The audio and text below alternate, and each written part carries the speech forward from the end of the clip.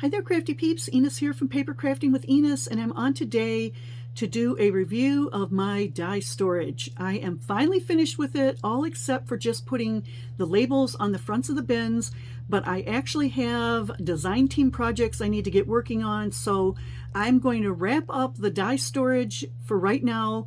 And after my project is complete, then I will hop right on to getting those labels onto the bins. So when I do my final reveal, that will be all taken care of. So anyway, I just wanted to mention that I'm going to have a series of photos coming on right now that will show what my dies looked like the day I posted my first video. And mind you, they were all in stacks and I had already started sorting them. But originally, before I started my series, they were actually all over the room in piles. Believe me, this room was way worse than that original video. But yeah, they're under control now, and I hope I can keep them that way. And I actually have a little bit of room to grow.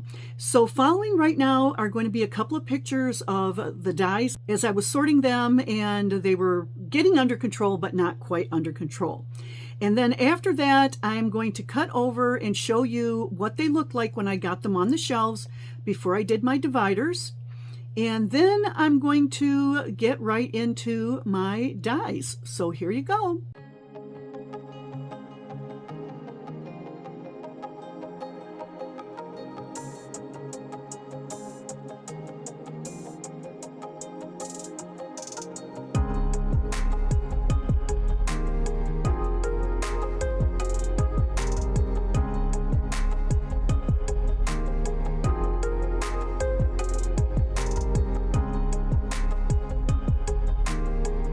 Okay, Crafty Peeps, so this is what the die storage looks like now. And you'll notice that I have white dividers. I had hoped to do all of those lavender color dividers, but I didn't have enough of that paper, and I didn't have enough of any others that I really wanted to do them in, so I decided to just do white, and I think they look fine. And maybe what I'll do is I'll put colored labels on the bins, so that will add a little bit of color there.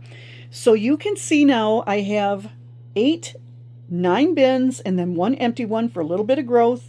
And I just wanted you to know that I took the advice of many of you guys, and I did take my bows and I put the bows that were specific to holidays or themes, and I put them in the categories with those themes or holidays. But any bows that didn't fit into a specific category, they are just listed in bows. And I did that also for the words, the bag toppers, and any other things like that that could be in their own category, but also would fit in with a theme. So I'm just going to give you a little bit of a close-up here. You'll notice that I do have my tabs. Now in my video that I showed how to make these tabs, I actually showed making 3 tabs. But I was talking to my sister Lisa, and she said, you know, it might be easier just to do 2 tabs, because really I just have to do 1 and then flip it over and put the labels on the other one.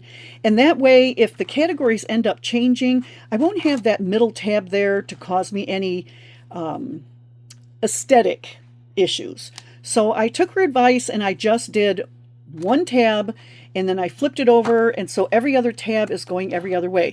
Now, I still think that video was a good video, and I'm glad I did that, and I think it's super helpful because there will be times when you're going to want 3 tabs, or maybe you want 5 tabs or 4 tabs, whatever. So that is a really good video, and I'm glad I did that, but this was the final way I decided to do this. So you'll see I have bag toppers, and I'm not going to go through all of these. I'm just going to give you an overview. Bag toppers, bows, crafting essentials, miscellaneous, and under miscellaneous I have a number of little categories down in there. MDCs and another, whoops, did I put that tag on? Oh, I put that one on backwards, so I'm going to have to flip that one around. Okay, I'm going to just pull that up so I remember to do that. Okay. Now you're also going to see I have some large dies on the side. They are too tall to fit up and down on the shelf. So they're on the side here, and this is part of the crafting essentials.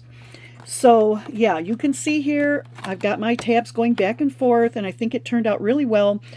I really didn't want to put dies that were too big to fit in the pockets into this system, but I decided, you know what? I'm the only person looking at them, and I think it's okay. So you will see some dies sticking up, like you can see some back in there.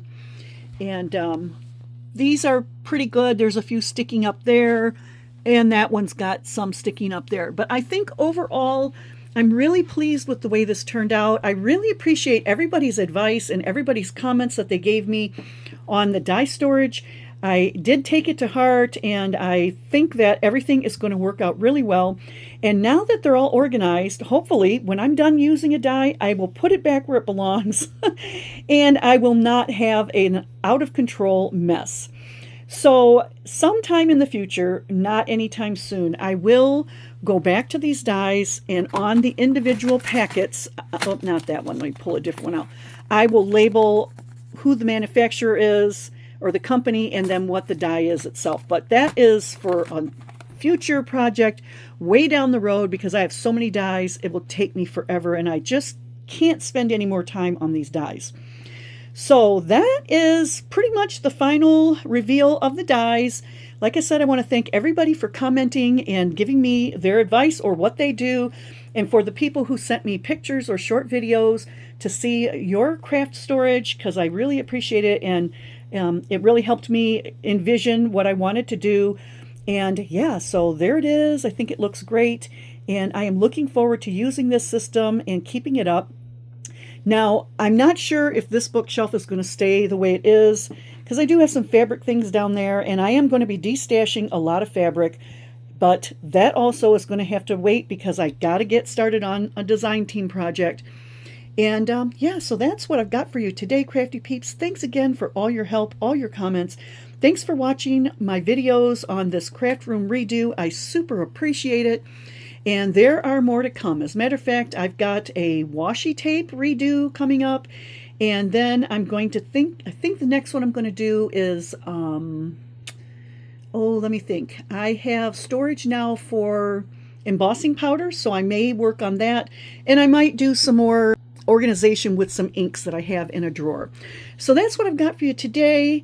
Thank you all again, and I will catch you all in the next crafty video. See you later, Crafty Peeps. Bye.